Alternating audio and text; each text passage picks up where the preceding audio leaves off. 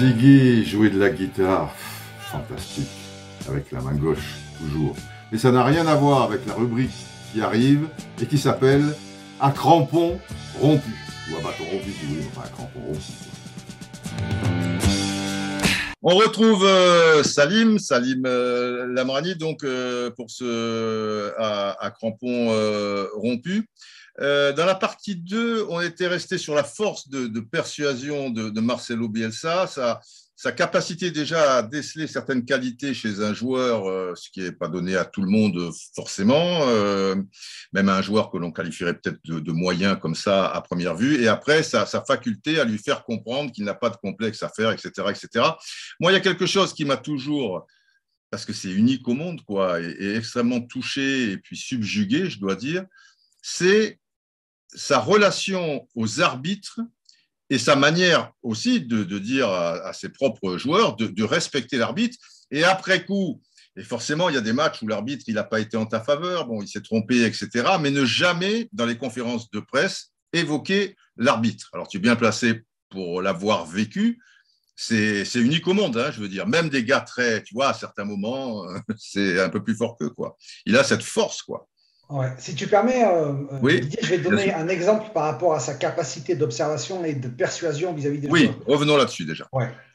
L'exemple emblématique, c'est Calvin Phillips. Ouais. Avant l'arrivée de Marcelo Bielsa, il jouait plutôt comme un numéro 8 et même parfois comme un numéro 10. Et Bielsa, il s'est rendu compte en l'observant qu'il serait meilleur plus bas. Exactement, en jouant en tant que numéro 6. Donc tu imagines, passer d'un rôle de 10 à 8, qui est un rôle plus créatif, etc. Oui, déjà, il faut lui faire accepter. Ouais. Il faut le faire accepter. Ouais. Et il ne s'est pas trompé parce qu'il a fait de Calvin Phillips, qui est un joueur moyen de Championship, bien sûr. Il en a fait un titulaire d'équipe d'Angleterre au bout de 2 ans. Donc ça, c'est une réussite extraordinaire qui est illustrative du talent de Marcelo Bielsa. Absolument. Ouais. Donc pour ce qui est des arbitres, oui. Pour ce qui est des arbitres, alors, Marcelo Bielsa assume toujours la responsabilité du résultat. Et il souhaite que son équipe assume également la responsabilité du résultat et ne délègue pas à d'autres les raisons d'un échec. Exactement, une éventuelle contre-performance. Et pour ce que tu dis sur l'arbitrage et les arbitres en général est juste parce que l'une des consignes qu'il donne systématiquement dans un vestiaire, juste avant l'entrée sur le terrain, c'est « on ne discute pas avec l'arbitre ». L'arbitre n'existe pas en tant que rival. On se concentre sur le jeu et il répète toujours également « on ne polémique pas avec l'adversaire, on se concentre sur le jeu ». Et tu auras remarqué qu'il n'a jamais pointé du doigt les arbitres. Pourtant, moi qui suis supporter de l'Olympique de Marseille, j'ai le souvenir. Oui, c'est vrai que sur cette saison-là, oui. De l'année où Marcelo était là, on a quand même été victime de pas mal d'erreurs d'arbitrage. Certaines. Vous, les Marseillais, vous êtes toujours un peu persécutés. Il y en a eu quelques-unes. C'est vrai que je suis subjectif en disant ça, mais bon, il y en a quelques-unes qui nous ont coûté cher. Enfin, lui, il part du principe de bienveillance qui consiste à dire que l'être humain est faillible et lorsqu'il prend les bonnes décisions, il faut le féliciter et lorsqu'il se trompe, il faut exprimer de la compassion à son égard. C'est ce qu'il a toujours dit, y compris en conférence de presse lorsque certains journalistes ont essayé ont pointé du doigt l'arbitrage.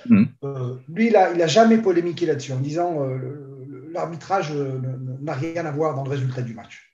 C'est exceptionnel et c'est magnifique. Et tu te rends compte, si tous les entraîneurs du monde professionnel agissaient de la sorte, quoi, les dégâts qui se répercutent sur le football amateur et ce que prennent dans la gueule les arbitres par les parents, par les joueurs, par les entraîneurs, alors qu'il n'y a aucun enjeu, quoi. Tu vois, il n'y a pas 30 millions d'euros un match ou une place pour la Coupe d'Europe ou des choses comme ça.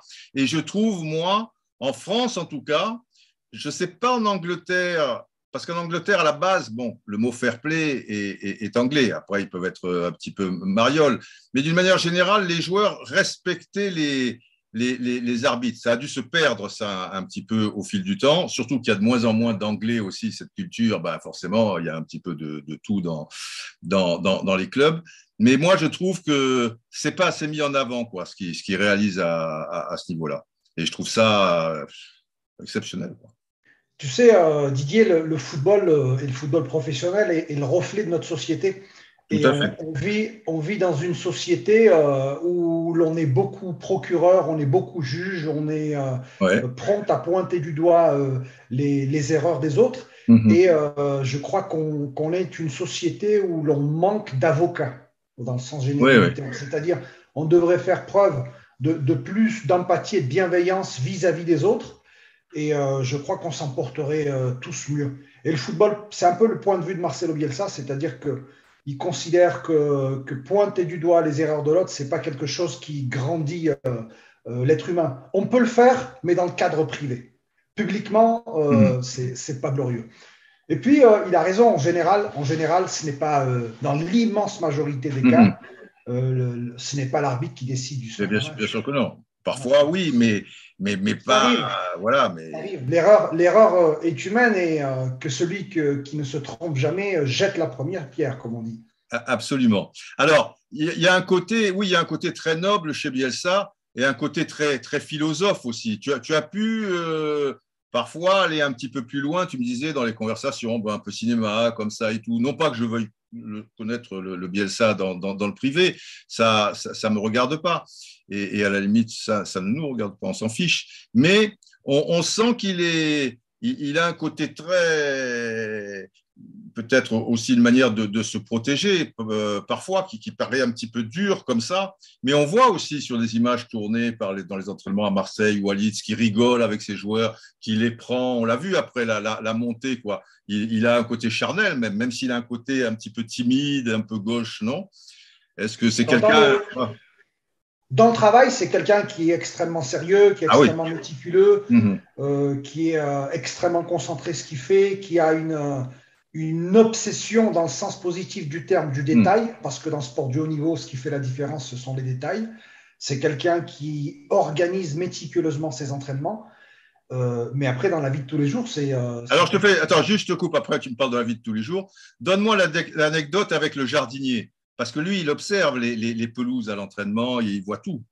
Alors c'est ça. Alors lui, Marcelo Bielsa, il marche souvent sur le terrain. Alors Ah oui, c'est quand on vrai. le voit de loin, donc il fait des allers-retours sur le terrain. C'est vrai. Et en fait, il vérifie qu'il n'y a pas de bosse, de trous, etc., pour éviter que les joueurs se blessent. Mm-hmm. Donc une fois, il avait trouvé un petit trou dans le terrain. Il avait appelé cordialement le jardinier, hein, parce que c'est quelqu'un qui a un rapport très proche avec ceux d'en bas. Il Oui. va toujours serrer les mains à ceux d'en bas. Au cuisinier, il faisait la bise à Leeds, à Bella, qui était la cuisinière, de façon systématique. Les jardiniers, il se déplace pour les saluer, etc. Et il lui avait fait comprendre qu'il y avait un danger, parce que si jamais un joueur se prenait le pied dans ce trou, il risquait une foulure ou même plus grave, une blessure et qui pouvait avoir des conséquences physiques, sportive et financière importante pour le club. D'accord. Alors, sur le côté, dans le privé, un petit peu plus relâché. Dans le privé, c'est quelqu'un de normal, qui a ses idées, qui a ses émotions, qui a ses humeurs, comme nous tous. Hein. Je ne vais pas te donner davantage de détails parce que c'est sa vie privée, mais c'est quelqu'un dans le privé. Moi, j'ai eu des conversations avec lui, je me suis régalé. Hein. C'est quelqu'un qui a le sens de l'humour également. Qui a le sens de l'humour. Oui. Un peu pince sans rire, un peu humour british. Il est non vraiment, hein, tu le vois en conférence de presse, tu as l'impression de quelqu'un d'austère, mais dans la vie privée, quand il est détendu, etc., on rigole bien. Hein. Oui. On rigole bien. D'accord. Alors, toi, bon, ça n'a duré qu'une saison, mais ça a été extrêmement riche. Dans la prochaine partie, parce que là, ce sera trop court, on va revenir sur ton travail auprès des joueurs et les choses. On a compris comment tu as gagné leur respect, ça, on en a discuté la dernière fois. Mais les choses que tu leur as fait faire, en quoi ça a pu t'enrichir aussi. Là, maintenant, je vais éternuer. God bless me, excuse-moi, c'est assez courant. Désolé, Merci. Toi, tu suis Leeds tu as toujours des rapports un petit peu avec les joueurs. Cette année était tellement intense, ou par texto, ou par des choses comme ça, avec Ouais, Marcelo, tu es au courant un peu? avec certains membres du staff avec qui je Ouais. suis resté en contact, et puis avec quelques joueurs avec qui j'ai sympathisé. Mhm. Donc, et puis je suis les résultats du club à distance, parce que j'y ai travaillé, que j'y ai tissé des liens, même si je suis un peu moins depuis que Marcelo n'est plus là-bas, Oui, quoi. bien sûr. Qu'est-ce que ça a changé pour toi, le regard que tu avais sur le football en vivant ces choses de l'intérieur? Toi qui étais l'aficionado de base, quoi. Allez l'OM. Mais ton regard sur le football, qu'est-ce que ça a pu t'apporter et éventuellement les choses qui ont pu changer? Alors, moi, j'ai pu découvrir ce qu'était le football professionnel de l'intérieur, et c'est vrai que c'est une expérience extrêmement enrichissante. J'ai découvert également qu'en définitive, tu retrouvais dans le football professionnel toutes les vertus et tous les défauts que tu peux retrouver dans la société. Mhm. C'est-à-dire que j'y ai rencontré des personnes extraordinaires dans le football Mhm. professionnel, et des personnes moins extraordinaires, pour le dire façon, Médiocre. Oui. voilà, Oui. pour le dire de façon diplomatique. Mhm.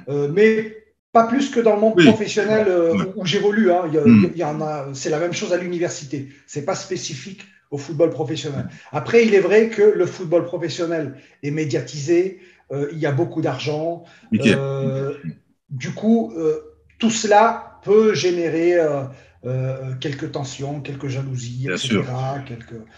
Pas simplement au niveau des joueurs, hein, mais Mhm. également au niveau des membres Ah oui, oui. d'un club Ça partout. rend fou. Ça Donc rend fou. ça, c'est ça. Donc c'est une réalité du football professionnel. C'est une réalité je crois, de tous les sports qui sont ultra médiatisés, où il y a beaucoup d'intérêts financiers en jeu. Mais Les... sinon, c'est vraiment ce que je retiens de mon expérience dans le football professionnel, c'est les émotions que procure le Ah oui. sport de haut niveau. C'est extraordinaire. Ah oui. C'est la Tu plus grande l'imaginais pas comme récompense. ça. Ah, Ouais. quand tu le vis déjà en tant que supporter, mais quand Ouais. tu le vis de l'intérieur, avec ton équipe, c'est à un niveau, l'adrénaline que tu ressens avant les matchs, Tu étais la sur le banc, souffrance. toi. Tu étais sur Ouais, le banc. alors pas sur le banc, juste à côté du banc, Ouais, avec les d'accord. physios, etc.